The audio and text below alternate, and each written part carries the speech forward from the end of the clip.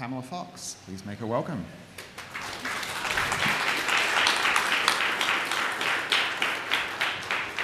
All right, hello everyone. So my talk is a visual exploration of vectors. There are no slides, it is all Jupyter notebooks. To start off with, I'm going to be talking about vector embeddings. If you've never seen a vector embedding, it is a list of floating point numbers. So we take some sort of input, like a word or an image, and then we get this list of floating point numbers out of it, and we do that by sending it through some embedding model. Word2vec is the most classic embedding model that you may have used even 10 years ago or so. But now we've got some more recent embedding models that can take bigger input, sentences up to 8,000 tokens, images, all sorts of things. So we're going to be playing around with some of those models. Now, why do vector embeddings actually matter? Traditionally, they were used for recommendation systems and similarity search. In the last year, they've become very popular because of this technique when using LLMs called retrieval augmented generation, where a user asks a question, you do a search, and you get back the answer.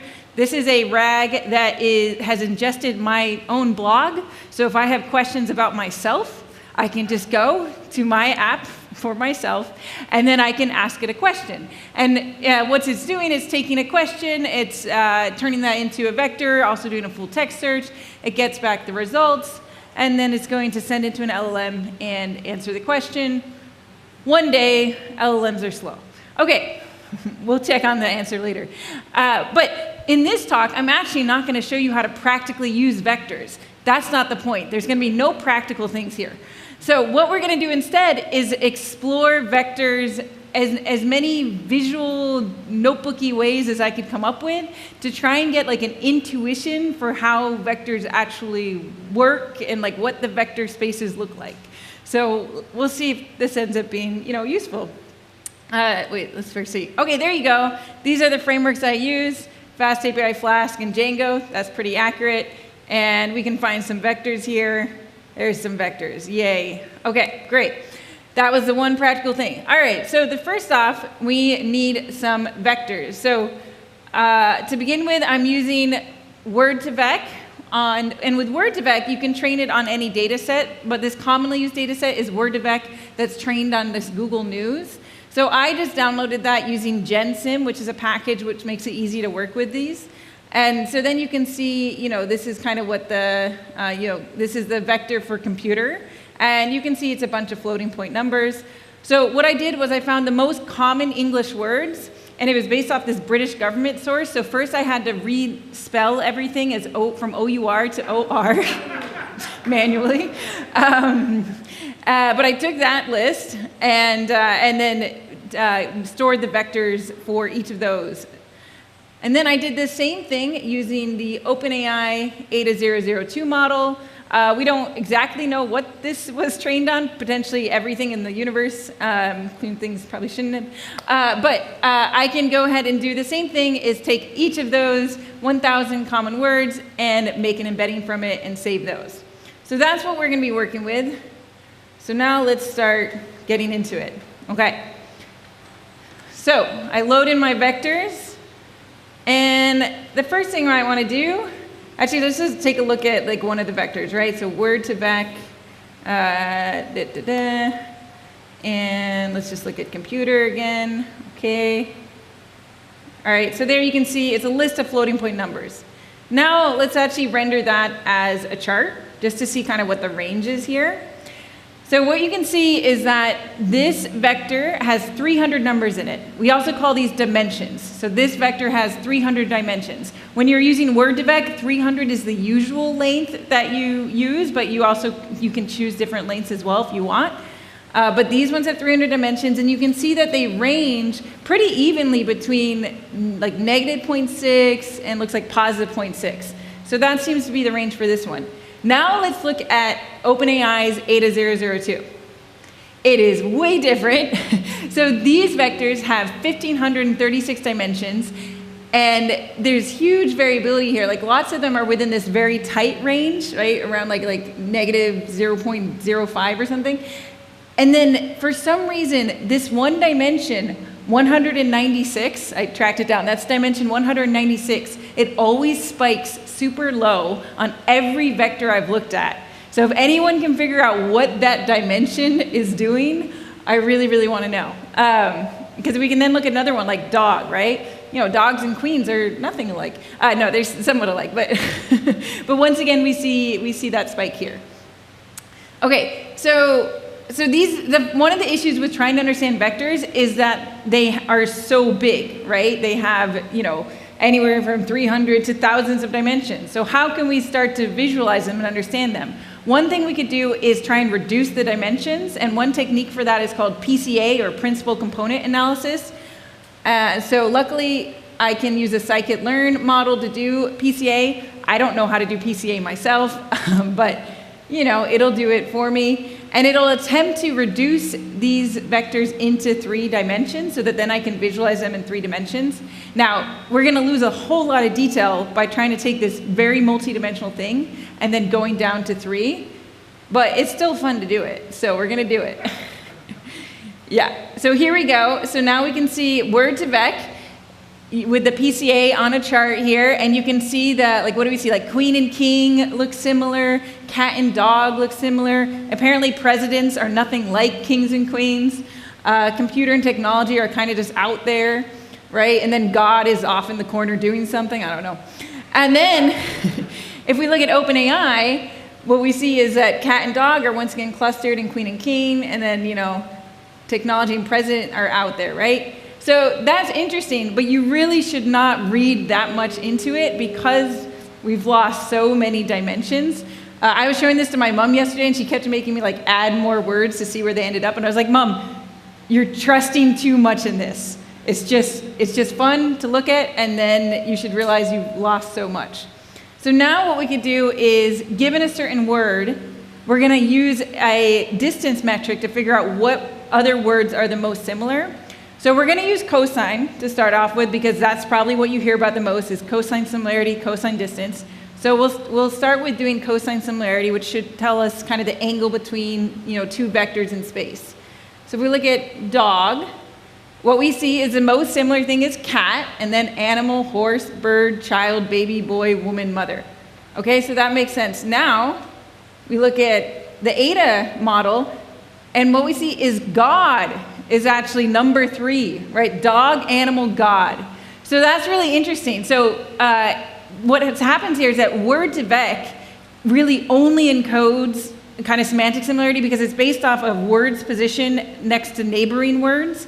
And so, you know, the fact that dog and cat are often in similar sentences, like the dog went to the vet, the cat went to the vet. God doesn't go to the vet, right? But with the OpenAI model, it's encoding more than just that. It's, you know, it's much more complicated. It's what the LLMs are using. And so we can see that if there's spelling similarities, it can also show up as really similar. Dog and God are, you know, reversed, and then they end up being really similar. So, so you can already start to see there's differences in them here. Now what we could look at is also like, what are the similarities like? Because intuitively think cosine similarity, right? Okay, if they're like, you know, really similar, it's going to be 1, and then if they're really dissimilar, it's going to be like 0, and then, you know, everything in between, so maybe 0.5 is like kind of similar. That might be the intuition, but it doesn't work out with the actual models, because what happens is that these similarities are not, they're not spread out evenly, right? So what we see here is that for word to vec, the similarity ranges between, you know, really similar is like 0.76 and then like a 0.6, and then it is distributed down there. But if we look at Ada, all the similarity is between 0.76 and 0.89. So in fact, for Ada model, 0.76 is incredibly dissimilar, whereas that same value is the most similar for word to vec. So you cannot look at like absolute values of these similarities and think, oh, that's really similar, that's really dissimilar. It's all relative within that model. So that I found really interesting too, and there's all these like discussions, you know, about it, and you can read these resources here about it.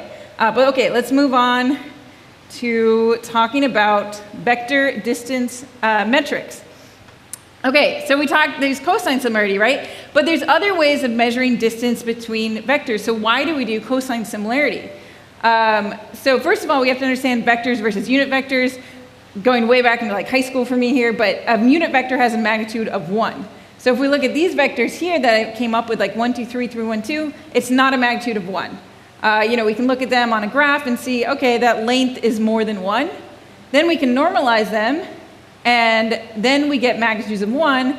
And if we look at them in the graph, we see a magnitude of 1. So it's going to matter in terms of what distance metrics we can use. The first one that you can use, and this is available like in the PG vector package for Postgres, is Euclidean distance, and that's just the straight line distance between 2 points. So that is theoretically a way that you could look at distance between vectors. We don't typically use it in most cases, but it's an option. Another one is Manhattan distance, which is basically taxi cab distance, where you're like going along the path. It's another option. I don't know when you would practically use it, but once again, in PG vector, it's there if you want it. Then we have dot product, and dot product is this formula here, and let's take a look at how would we even visualize that. So here I tried to visualize like, okay, we're taking the dot product of each of the components of the vectors, right? So we take this one, that's the multiplication, multiplication, multiplication. We add that up, that's the dot product, okay? There's also this geometric formula as well that you could do, and I think I attempted to visualize that, but it has to do with the cosine. So now we get to cosine distance. So the interesting thing about cosine distance is that cosine distance is defined based on the dot product. So cosine distance is defined as 1 minus cosine similarity, and cosine similarity is defined as dot product of x, y over the magnitude of x times y. So what happens is that if your vectors are unit vectors, that bottom thing becomes 1, because magnitude of 1 times 1 is 1. And so then, really, your cosine distance is pretty much the complement of your dot product. So that means we don't actually have to be using this complicated cosine distance all the time. If we have unit vectors, we can just use dot product. So if any of you are doing like PG vector and your vectors are unit vectors, then you can actually use dot product, and it is more efficient. If you look at the actual source code for PG vector, you will see that cosine distance is defined as calling the dot product operator and then dividing by the magnitude. So it's really interesting because we hear so much about cosine distance, but in fact, a lot of times we don't even need to do the full cosine distance because most of our vectors are actually normalized, right? And so we can see that there's this similarity between cosine similarity and dot products. Okay, so you can read more about that if you want, the little side. All right, so now let's look at more fun vectors. So now I have vectors for all of the Disney movies, or all 573 Disney movies. Let's look at a more classic Disney movie here, Moana. All right, so here, this is a vector for Moana with the OpenAI ADA model, right? And now I decided to try a different way of visualizing, which is like kind of doing this color chart thing to see if that would be interesting, and then even trying to compare.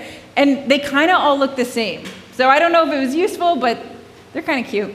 But what you see is like they actually look really similar. So once again, we have to really look at their similarities. So first question is, are these unit vectors? I would say they're basically unit vectors. They're close enough to 1. We're going to say that these ones are unit vectors, which means we could do dot product if we want, but we'll use cosine similarity just because it's easy.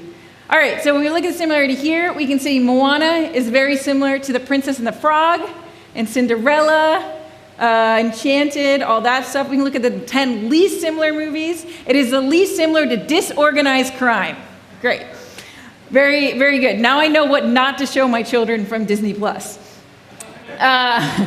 also find the 2 least related movies to each other in the entire data set, which is Un Indian dans la ville and then Hannah Montana, Miley Cyrus. I have seen neither of those, so if any of you happen to have seen both these movies, please let me know how dissimilar they are and if that was correct. And then let's find the most similar is 101 Dalmatians and 102 Dalmatians. Good job. Okay. All right. I don't know how much time actually, I didn't check anything on the time. So what's the time like? All right. So no indication at all. Vector quantization. This is a new thing you might hear about. So basically right now we are storing our vectors using floating points in Python, right, which is 64-bit. So what we can do is you can, if you want to save on storage, you can reduce those to take up less, right? So the first thing you might do is reduce them to take up a single byte and use an int 8, right? So what you do there is we clipped it and then we multiplied it so it would be in this range to 255, right? And so then we get back these numbers here, which are just using 8-bit integers. So we've saved a bunch of space by doing that, right?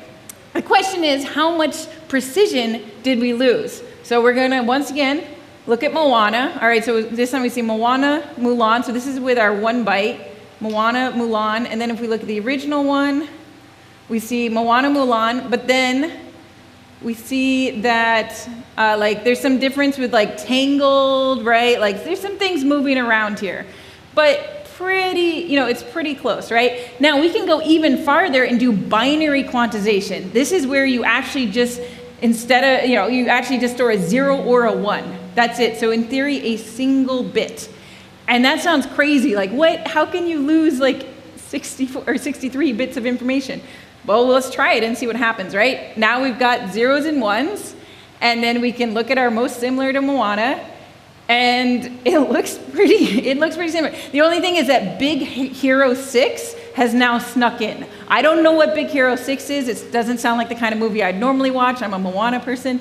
Yeah, so it's not perfect, but we are finding it's kept a lot of stuff, right? So then we can look at, all right, that was our original one. Then we have, looking at the single vector, right? This is just kind of the distribution of values. I was working with my mom on this, and she wanted me to plot this. So you can see, basically with these vectors, they're all kind of clustered in a space, and the same thing happens when we quantize them, right? So when we quantize them, we see this same kind of clustering, same kind of pattern, and that's just because the OpenAI embedding space is just really weird. Now we can look at the size comparison. And we can see we definitely saved space when we went from float to int 8, but we didn't save any space when we went from int 8 to int 1. And why is that? Because we don't have bits in Python, right? As far as I know. All the ints are stored in 8-bit. But if you were implementing some sort of vector database or something, then you can use a technique to stuff a bunch of values into 1, and then you can actually save size. But at least in Python, we can save 8x the thing. Okay, so that's quantization. And then finally, we're going to do multimodal vectors. So multimodal vector embeddings are really cool, where you can take an image or text and turn them into a vector in the same embedding space. So then you can compare images to text. You can search for images based on text and vice versa. And it's really, really cool when it works, right? So I'm using this computer vision model from Azure. I shouldn't have run that good, because that would be really slow. But here, I ran it before, right? So the images I'm using are from an old Etsy shop of mine. I lived in the woods, and I thought I would make an Etsy shop where I sold the stuff I found in the woods and turned them into necklaces. It didn't do very well, but at least I can use it in a talk, so that justifies me having an Etsy shop. All right, so we have things like a driftwood necklace. Doesn't everybody want a driftwood necklace? It's the most beautiful driftwood I've ever seen. And we turn that into a vector here. Okay, and then we can also do the same thing with our words and turn them into vectors. So let's go ahead and look at that. This will be our final notebook. All right, so we load in these vectors for images and words. And let's just take a look at that vector space. So here we can see this time we have 1024 dimensions, and the range is going actually into the integers. So is it a unit vector? No, these ones are not unit vectors. So we definitely do have to use cosine similarity for these. So let's see, we'll look at what is the most similar to the vector for inhale, exhale, all right? That's the results, but we don't care about file names, we care about the images. So let's look at the images. So this is a driftwood where I did a wood burning that said inhale, exhale. Most similar is one that says breathe. That's really good. And then we have an incense holder. That seems relevant. Tea light, all meditative stuff, right? And then we start getting into stuff that's not, not as related, right? So we're just going in order of similarity. This is my entire Etsy shop right now, by the way. And then it ends on this one. And it's interesting that this is the least similar, because in some ways this is actually fairly similar. It's writing, and it has to do with kind of meditation and whatnot. But that's how these things go. Now we can also look at similarity to a word, right? So I have those words from that, British most common word set. So I can do something like crown. What's the most similar thing to crown? I get back this, and it actually does kind of look like the shape of a crown, right? I don't know, murder? I don't know. Why did I put that? Okay, yeah, I guess it's like a shame. Let's see, what's something more pleasant than that? President? No, that's going to be weird. Woman? Sure, okay, I shouldn't do anything. Okay, and then, no, I had like ones prepared that were all like, what else was it? Time? Yeah, time is like incense, I guess, maybe. Maybe it looks like a clock. Maybe that's why that's similar to time. Oh, night. I was going to do night. Night's a good one. And there you see, with night, we get back this thing that's in the night, right? And then other things like candles that are related. So the relevant resource for this notebook is a great Portlandia skit. She's making jewelry now. I watch that every year to remind myself not to make another Etsy shop, and then, of course, I make one anyway. And that is my talk. So if you want to get any of these notebooks, they're all on my repo, Visual Exploration Vectors, and so you can try them out yourself, try them with different models, and see if you learn anything from it. Thank you.